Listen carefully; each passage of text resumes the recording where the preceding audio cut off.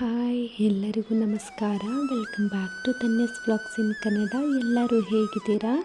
I hope ಎಲ್ಲರೂ ಚೆನ್ನಾಗಿದ್ದೀರಾ ಅಂದ್ಕೊಳ್ತೀನಿ. ಈ ವ್ಲಾಗ್ ಬಂದು ವರಮಹಾಲಕ್ಷ್ಮಿ ಹಬ್ಬದ ವ್ಲಾಗ್ ಆಗಿರುತ್ತೆ. ವಿಡಿಯೋನ ಎಡಿಟ್ ಮಾಡಿ ಅಪ್ಲೋಡ್ ಮಾಡೋದು ಸ್ವಲ್ಪ ಲೇಟ್ ಆಗೋಯಿತು, ಹಾಗಾಗಿ ವಿಡಿಯೋನ ಇವತ್ತು ನಾನು ಅಪ್ಲೋಡ್ ಮಾಡ್ತಾ ಇದ್ದೀನಿ. ವಿಡಿಯೋನ ಸ್ಕಿಪ್ ಮಾಡದೆ ಕೊನೆಯವರೆಗೆ ನೋಡಿ ಅಂತ ಕೇಳ್ಕೊಳ್ತೀನಿ. ಹಾಗೆ ಯಾರೆಲ್ಲ ನನ್ನ ಯೂಟ್ಯೂಬ್ ಚಾನಲ್ನ ಸಬ್ಸ್ಕ್ರೈಬ್ ಮಾಡ್ಕೊಂಡಿಲ್ವೋ ದಯವಿಟ್ಟು ಸಬ್ಸ್ಕ್ರೈಬ್ ಮಾಡ್ಕೊಂಡು ನೋಡಿ ಸಪೋರ್ಟ್ ಮಾಡಿ ಅಂತ ಕೇಳ್ಕೊಳ್ತೀನಿ. ವರಮಹಾಲಕ್ಷ್ಮಿ ಹಬ್ಬಕ್ಕೆ ಏನೆಲ್ಲ ತಯಾರಿ ಮಾಡ್ಕೊಂಡಿದ್ದೆ, ಹೇಗೆಲ್ಲ ಹಬ್ಬನ ಆಚರಿಸ್ತೆ ಅಂತ ನೋಡ್ಕೊಂಡು ಬರೋಣ ಬನ್ನಿ. ವರಮಹಾಲಕ್ಷ್ಮಿ ಹಬ್ಬ ಅಂದ್ರೇ ಎಲ್ರಿಗೂ ಸಂಭ್ರಮ ಸಡಗರ. ಆ ತಾಯಿನ ವಿಧವಾದ ರೀತಿಯಲ್ಲಿ ಪೂಜಿಸಿ ಅರ್ಚಿಸಿ ತಾಯಿನ ಒಲಿಸ್ಕೊಳ್ಳೋದು ಎಲ್ಲ ಹೆಣ್ಮಕ್ಳಿಗೂ ಸಂಭ್ರಮ. ಹಾಗೆ ನಮ್ಮನೇಲೂ ಕೂಡ ಒಂದು ಪುಟ್ಟದಾದ ಅಮ್ಮನವ್ರನ್ನ ಕೂರಿಸಿ ಪೂಜಿಸಿ ಅರ್ಚಿಸಿ ನಾನು ಪೂಜೆನ ಮಾಡ್ಕೊಂಡಿದ್ದೀನಿ. ನಾನು ಹೇಗೆಲ್ಲ ಪೂಜೆನ ರೆಡಿ ಮಾಡಿಕೊಂಡೆ ಅಂತ ನೋಡ್ಕೊಂಡು ಬರೋಣ.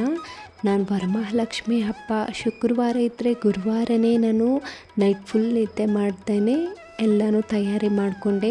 ದೇವಿಗೆ ಹಾರ ಕಟ್ಟೋದ್ರಿಂದ ಹಿಡಿದು ಮುತ್ತೈದರಿಗೆ ಕುಂಕುಮ ಕೊಡಲಿಕ್ಕೆ ಹೂವು ಕಟ್ಟೋದ್ರಿಂದ ಹಿಡಿದು ಪ್ರತಿಯೊಂದನ್ನು ಕೂಡ ನಾನು ನೈಟೆಲ್ಲ ಎಚ್ಚರ ಇದ್ದು ರೆಡಿ ಮಾಡಿಕೊಂಡೆ. ತಾಯಿಗೆ ಪ್ರತಿ ವರ್ಷ ನಾನು ಈ ಥರನೇ ನನ್ನ ಕೈಯಾರ ನಾನು ಹಾರನ ಮಾಡಿ ಹಾಕ್ತೀನಿ. ಹೂವು ಹಾರ ಎಲ್ಲ ಕಟ್ಟಿ ಮುಗಿಸಾದ ನಂತರ ನಾನು ಸ್ನಾನ ಮಾಡ್ಕೊಂಡು ಬಂದು ದೇವ್ರ ಮನೆ ಸಾಮಾನುಗಳೆಲ್ಲನೂ ತೊಳೆದು ಇಟ್ಕೊಂಡು ನಾನು ಕೂಡ ರೆಡಿಯಾಗಿ ಗಂಗಾ ಪೂಜೆನ ಮಾಡಿಕೊಂಡು ತಾಯಿನ ಕೂರಿಸ್ಲಿಕ್ಕೆ ಕಳಸದಲ್ಲಿ ನಾನು ನೀರನ್ನು ಇಟ್ಕೊಂಡು ಫೈನಲಿ ನಾನು ದೇವ್ರನ್ನ ರೆಡಿ ಮಾಡ್ಕೊಳ್ಳೋಕ್ಕೆ ಶುರು ಮಾಡಿಕೊಂಡೆ.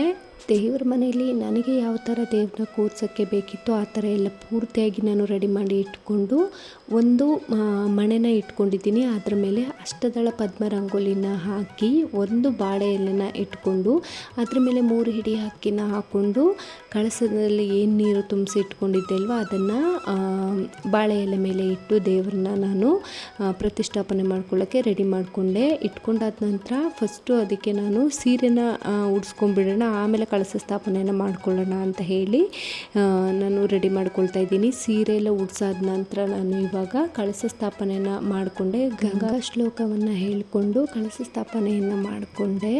ಅದಾದ ನಂತರ ನಾನಿಲ್ಲಿ ದೇವಿಗೆ ಏನು ಒಡವೆ ಹಾಕೋಕ್ಕೆ ಎತ್ತಿಟ್ಕೊಂಡಿದ್ದೆ ಅದನ್ನೆಲ್ಲ ಹಾಕ್ಕೊಂಡು ಮುಖವಾಡ ಕೂಡ ಮೊದಲೇ ರೆಡಿ ಮಾಡಿ ಇಟ್ಕೊಂಡಿದ್ದೆ, ಅದನ್ನು ಕೂಡ ಹಾಕ್ಕೊಂಡು ನಾನು ಕಟ್ಟಿರುವಂತಹ ಹಾರನ್ನು ಕೂಡ ಹಾಕಿ ಫೈನಲಾಗಿ ರೆಡಿ ಮಾಡ್ಕೊಳ್ತಾ ಇದ್ದೀನಿ. ತಾಯಿ ನೋಡಲಿಕ್ಕೆ ಚಪ್ಪರದ ಒಳಗಡೆ ಕೂತಿರೋ ಥರ ಕಾಣಿಸ್ತಾ ಇತ್ತು. ತುಂಬ ಅಂದರೆ ತುಂಬ ಮುದ್ದಾಗಿ ಕಾಣಿಸ್ತಾ ಇತ್ತು ನಮ್ಮನೆ ಮುದ್ದು ಮಹಾಲಕ್ಷ್ಮಿ. ನನಗಂತೂ ತುಂಬ ಅಂದರೆ ತುಂಬಾ ಖುಷಿಯಾಯಿತು ನೋಡಿಬಿಟ್ಟು. ತುಂಬ ಮುದ್ದಾಗಿ ರೆಡಿ ಮಾಡಿದ್ದೆ.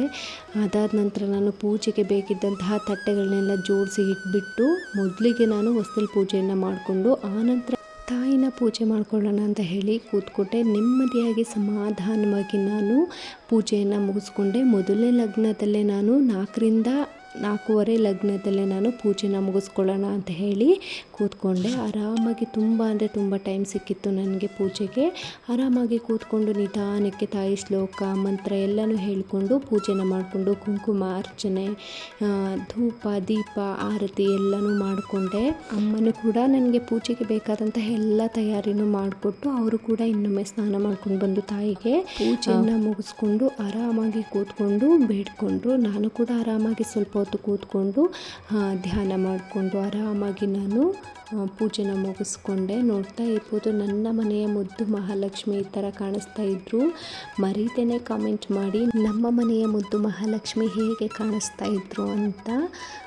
ಇದಾಗಿತ್ತು ನನ್ನ ವರಮಹಾಲಕ್ಷ್ಮಿ ಹಬ್ಬದ ದಿನದ ವ್ಲಾಗು. ವಿಡಿಯೋ ಯಾರಿಗೆಲ್ಲ ಇಷ್ಟ ಆಯಿತು ಪ್ಲೀಸ್ ಒಂದು ಲೈಕ್ ಮಾಡಿ, ಶೇರ್ ಮಾಡಿ, ಕಾಮೆಂಟ್ ಮಾಡಿ. ಹಾಗೆ ಇನ್ನು ಯಾರೆಲ್ಲ ನನ್ನ ಯೂಟ್ಯೂಬ್ ಚಾನಲ್ನ ಸಬ್ಸ್ಕ್ರೈಬ್ ಮಾಡದಂತೆ ನೋಡ್ತಾ ಇದ್ದೀರೋ ದಯವಿಟ್ಟು ಸಬ್ಸ್ಕ್ರೈಬ್ ಮಾಡ್ಕೊಂಡು ನೋಡಿ ಸಪೋರ್ಟ್ ಮಾಡಿ ಅಂತ ಕೇಳ್ಕೊಳ್ತೀನಿ. ವಿಡಿಯೋನ ಪೇಷನ್ಸಿಂದ ಕೊನೆಯವರೆಗೆ ನೋಡಿರ್ತೀರಾ ಅಂತ ತಿಳ್ಕೊಳ್ತೀನಿ. ಥ್ಯಾಂಕ್ ಯು ಎಲ್ಲರಿಗೂ.